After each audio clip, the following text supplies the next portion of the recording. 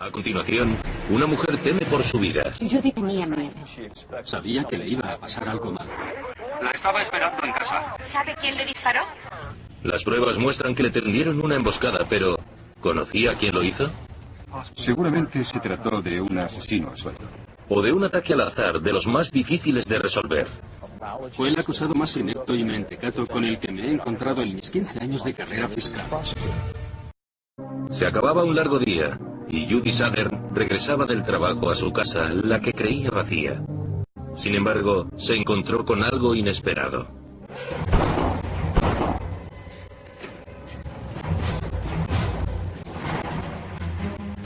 Judy intentó localizar a su marido en el trabajo, pero él ya había salido. Llegó a casa poco después. La oí gritar mi nombre y no recuerdo ni si le di la vuelta. Creo que dije algo como, ¿qué pasó? Y me contestó que le habían disparado. Allen vio la herida de bala, metió a Judy en su coche y la llevó al hospital. ¿Por dónde sangra? Le han disparado. ¿Quién ha sido? Ni idea. Cuando llegué vi que le habían disparado en el abdomen. ¿Ella sabe quién le disparó? Me dijo un nombre, puede que Barry. La estaba esperando en casa. Cuando llegaron al hospital, los médicos ya poco pudieron hacer.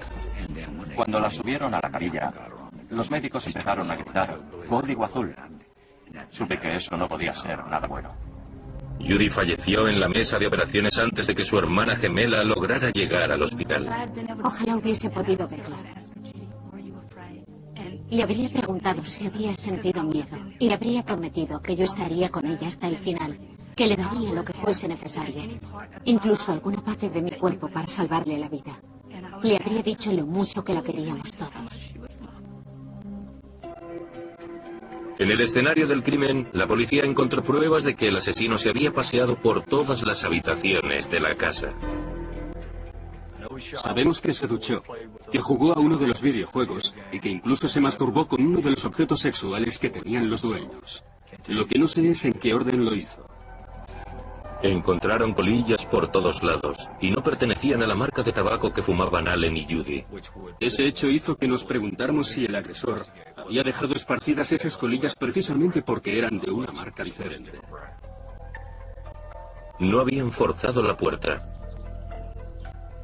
Los casquillos que encontraron revelaban que el arma homicida había sido un revólver de 9 milímetros. En el jardín, donde Allen encontró a Judy, había un papel arrugado. Esto es para mi mujer, Melanie. Te quiero. Siento que todo acabará así. Le dejo todo lo que tengo a mi amada y adorada esposa. La nota iba firmada a nombre de Jonathan, pero el segundo nombre no era tan legible. Se parecía a Vinnie o Barry. Ese era el nombre que había mencionado Judy antes de morir. ¿Ella sabe quién le disparó? Me dijo un nombre, puede que Barry. La estaba esperando en casa. Allen dijo que no conocía a nadie con ese nombre. Normalmente, a la hora de buscar sospechosos, la policía siempre empieza con el cónyuge. Normalmente, cuando una mujer recibe un disparo, y especialmente en su propia casa, el marido no es solo un sospechoso más, sino el sospechoso principal. Allen alegó que estaba de camino a casa cuando tuvieron lugar los disparos. A decir verdad, en aquel momento yo desconfiaba de Allen. Lo único que yo tenía que ver con el asunto era que a quien habían disparado era mi mujer. Habían matado a mi mujer, a la madre de mi hijo, a la hermana de Trudy, a la hija de Wayne y Mary. Era lo único que tenía que decir al respecto. Lo único que me relacionaba con el caso.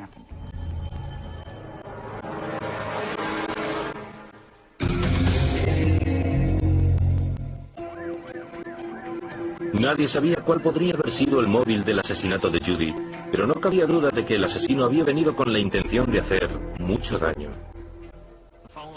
Había cortado la línea telefónica para que quien entrara en la casa no pudiera pedir ayuda, ni siquiera al 112.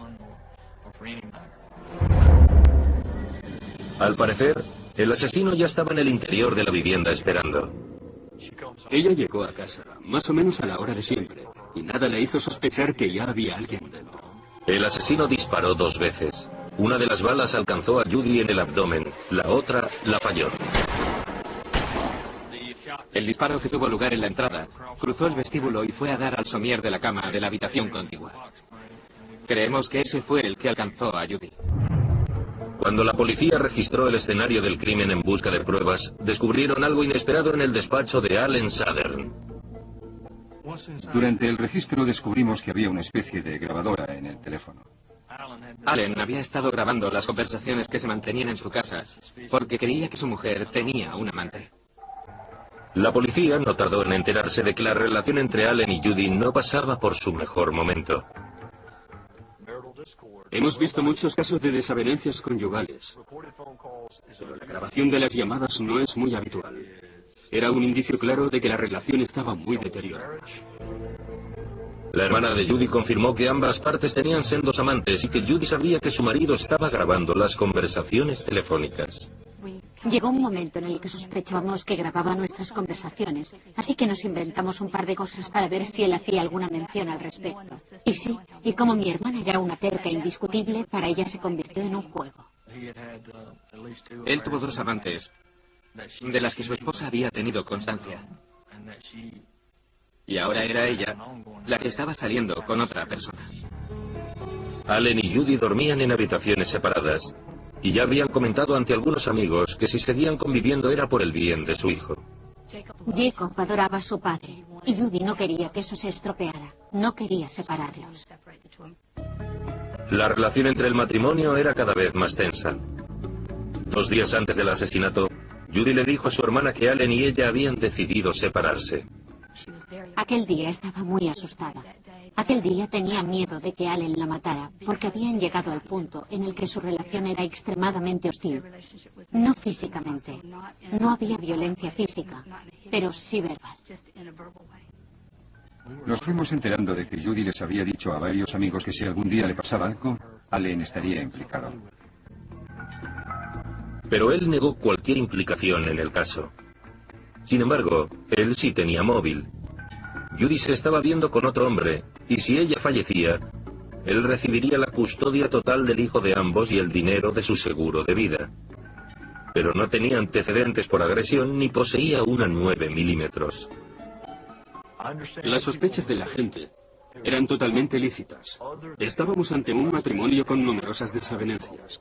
Pero si todos los matrimonios que cumplen ese requisito acabaran en homicidio, el Señor sabe que harían falta muchos más cementerios.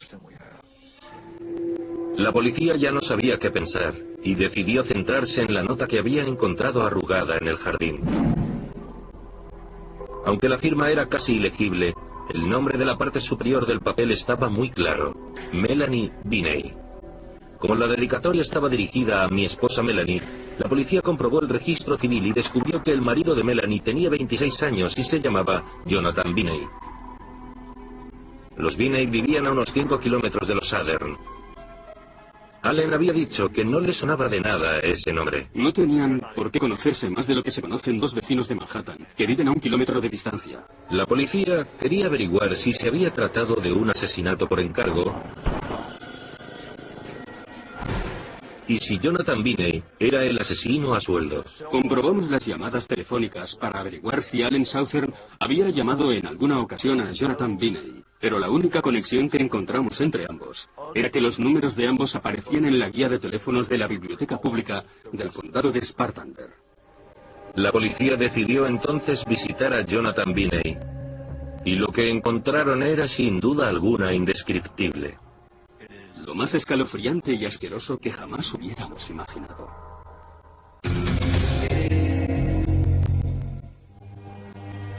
En el escenario del asesinato de Judy Southern, encontraron una nota dirigida a, palabras textuales, mi esposa Melanie Binney. Y en aquella nota estaba escrita su dirección, a pocos kilómetros de la casa de los Southern.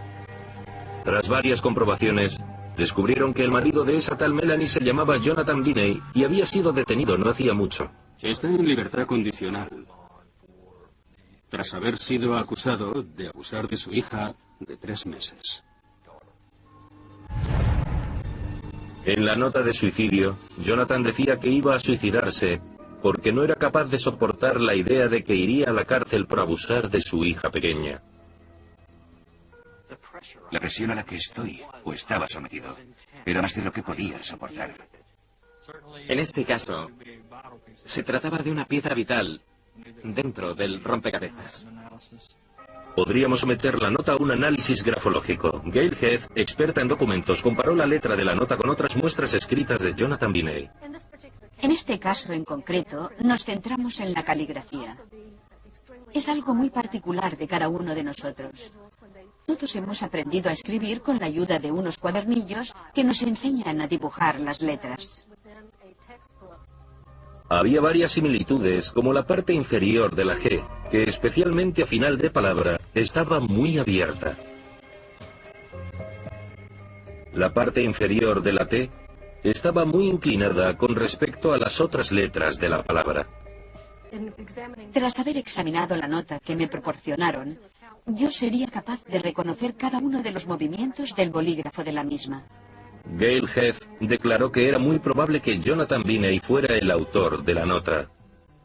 Me atrevería a decir que la identificación era completa. En una escala de identificaciones, este caso ocuparía el primer puesto. Además, las huellas del papel coincidían con las de Biney. Cuando la policía se presentó en su casa, Jonathan se había ido. Con la ayuda de un helicóptero equipado con una cámara termográfica, podíamos ver a cualquier persona que durante la noche pasease entre los árboles. También empleamos equipos de perros que nos ayudasen a rastrear la zona en busca del sospechoso, Jonathan Biney. A la mañana siguiente, los agentes regresaron a casa de Biney y esta vez le encontraron escondido en el sótano. No llevaba camisa y tenía 6 parches de nicotina pegados en el pecho. Jonathan Biney confesó que se había pegado múltiples parches de nicotina con la intención de suicidarse de una sobredosis. Si compras 6 cajas y te pones 50 parches de nicotina, entonces sí me creería de buena fe que podría ser un intento de suicidio. ¿Pero 4? Hay gente que se pone 4 para pasar la noche estudiando. Cuando lo acompañaban hasta el exterior de la vivienda, Jonathan Biney hizo lo que nosotros llamamos una confesión espontánea. Está muerta, ¿verdad? Uno de los agentes dijo, ¿quién? Y él contestó, la mujer a la que disparé. Sin añadir nada más, Jonathan Biney solicitó un abogado y se retractó de su confesión. La tarea de analizar las colillas encontradas en el escenario del crimen recayó sobre Ken Vaughan. Este las abrió para extraer alguna célula que pudiese encontrar en los restos de saliva. Normalmente es fácil extraer muestras de ADN de una colilla. El problema radica en cuánto ADN podemos encontrar. La saliva de los cigarrillos era de Jonathan Biney, prueba de que había estado en el escenario del crimen. Los agentes encontraron un revólver de 9 milímetros en el bosque que hay entre la casa de los Biney y la de los Southern. Los de balística la compararon con la bala encontrada en el escenario del crimen. Es como mirar por unos prismáticos. Ves algo por el lado izquierdo y otra cosa por el derecho. Y ahora tienes que buscar en qué se parecen y en qué no los dos objetos. No cabía duda alguna. El arma que se encontró en el bosque era el arma homicida. En la habitación de Jonathan Biney encontraron pruebas de que el arma era suya. Encontramos unos pantalones con una bala 9 milímetros de Makarov en un bolsillo. También encontramos la funda de un revólver y una credencial de seguridad, además de otros objetos que indicaban que él poseía un arma. Todas las pruebas señalaban a Biney, pero ¿cuál era el móvil? Intentamos encontrar alguna conexión entre ambos. ¿Era Judy cliente del banco para el que él había trabajado como guardia de seguridad? ¿Iban al mismo supermercado? Lo único que encontramos es que a lo mejor ambos eran socios de la misma biblioteca, pero no era gran cosa. Sin embargo, había alguien que sí tenía un móvil, el marido de Judy, Allen. Sabíamos que su relación no pasaba por el mejor momento, así que decidimos dirigir nuestra atención hacia ese lado.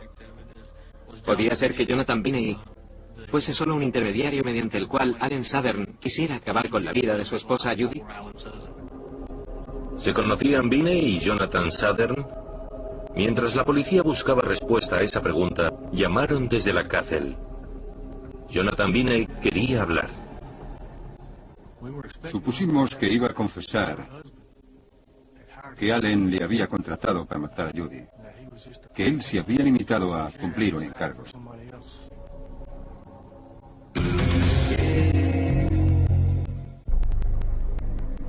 La policía no podía descartar la posibilidad de que Allen Southern contratase a Jonathan Binney para que matara a su esposa, Judy.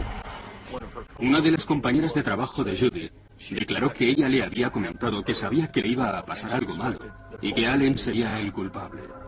La policía no dejó de buscar, pero seguía sin encontrar una conexión entre Jonathan Binney y Allen Southern. No había llamadas entre ambos, ni nada que indicara que los sospechosos se conocieran. Es más, Allen se sometió a la prueba del polígrafo y la pasó sin problemas. Las pruebas científicas que se habían encontrado provocaron que Jonathan Binney acabara en la cárcel. Tras varios días allí, solicitó hablar ante la policía sin la presencia de su abogado. Solicitó la pena de muerte. Él mismo quería que lo condenasen a la pena de muerte. Estaba dispuesto a aceptarla. Contestó a todas nuestras preguntas e incluso añadió información. Lo que Binney les contó se salía de todos los cánones establecidos. Ninguno de los agentes había oído nunca algo semejante.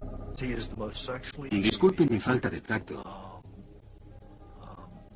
y mis conocimientos de psiquiatría, pero es el acusado más inepto y mentecato, además de un perturbado sexual, con el que me haya encontrado en mis 15 años de carrera fiscal. En su cabeza hay algo que falla. Binney admitió que haber violado a su hija de 3 meses le valdría la cárcel. La sola idea de acabar en prisión lo asustó como para cometer un asesinato. No quería ir a prisión como un pederasta porque los otros presos abusarían de él. Prefería ser condenado como asesino. Binney afirmó que no conocía de nada a los Southern y que Allen no tenía nada que ver con el asesinato. Él estaba en la bolera, así que no pudo ser él quien disparara. Ni siquiera hay pruebas circunstanciales que lo sitúen en el escenario del crimen, en el momento de los disparos.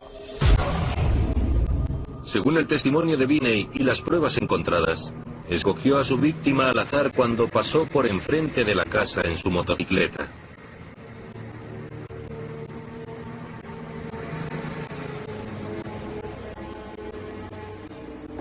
Entró en la casa vacía por una ventana que estaba abierta y cortó la línea telefónica. Como su única intención era matar a alguien, dispararía a la primera persona que entrara por la puerta, independientemente de si se trataba de Judy, de Allen o del pequeño de 5 años. Las pruebas indicaron que mientras esperaba se tomó algo de comer. Inspeccionó las pertenencias del matrimonio e incluso se dio una ducha.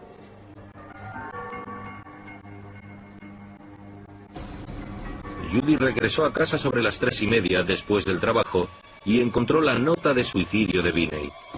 No tardó en encontrarse frente a él y cuando intentó escapar, el asaltante disparó 2 veces. Una de las balas alcanzó a Judy en el abdomen.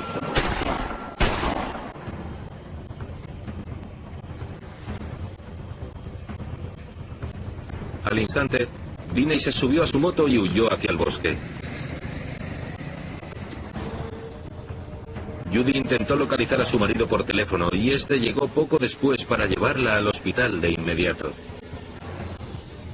Como había visto la nota de suicidio, conocía el nombre de su agresor. Me dijo un nombre, puede que Barry. Pero Judy falleció en el hospital. Al parecer, él había decidido que no iría a la cárcel como un pederasta. Prefería que lo juzgasen por asesinato y le era igual matar a muchos que a pocos. Está claro que mi hijo y yo nos libramos porque no llegamos a casa antes. Jonathan Binney fue juzgado por el asesinato de Judy Southern y por la violación de su hija pequeña. Lo condenaron a pena de muerte. Lo más preocupante sobre Jonathan Binney es que escogió a una víctima al azar, que fue justamente lo que más le costó asumir tanto al jurado como a la familia de Judy. Se trató sin duda de uno de los casos más extraños y desgarradores. Y casi acaba con el sospechoso equivocado en prisión. Allen Southern era otra víctima, no el asesino. Para eso están las pruebas. Y por ese motivo yo estaba tranquilo. Las pruebas tenían más que decir que mi supuesta implicación en el caso. A pesar de la peculiaridad del crimen y de la ausencia total de testigos, la ciencia demostró que Jonathan Binney había asesinado a Judy Southern sin siquiera conocerla. La policía logró demostrar que él había estado allí. Creo que la ciencia ayuda enormemente porque gracias a ella a veces se resuelven casos de la manera más increíble y normalmente ni siquiera valoramos su importancia. No me da pena porque al final consiguió lo que quería. Al matar a Judy lo juzgaron como asesino y no como pederasta. Lo raro de este caso es que había demasiadas pruebas. Los miembros del jurado no tenían que esforzarse en unir cabos sueltos como ocurre otras veces. En esta ocasión, todo estaba ya resuelto. Se trató de un asesino a sueldo. O de un ataque al azar de los más difíciles de resolver. Fue el acusado más inepto y mentecato con el que me he encontrado en mis 15 años de carrera fiscal. Se acababa un largo día y Judy Southern regresaba del trabajo a su casa, la que creía vacía. Sin embargo, se encontró con algo inesperado.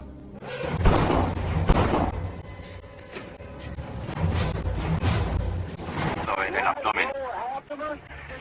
¿Ella sabe quién le disparó? Me dijo un nombre, puede que Barry. La estaba esperando en casa. Cuando llegaron al hospital, los médicos ya poco pudieron hacer. Cuando la subieron a la camilla, los médicos empezaron a gritar, código azul. Supe que eso no podía ser nada bueno. Judy falleció en la mesa de operaciones antes de que su hermana gemela lograra llegar al hospital. Ojalá hubiese podido verla.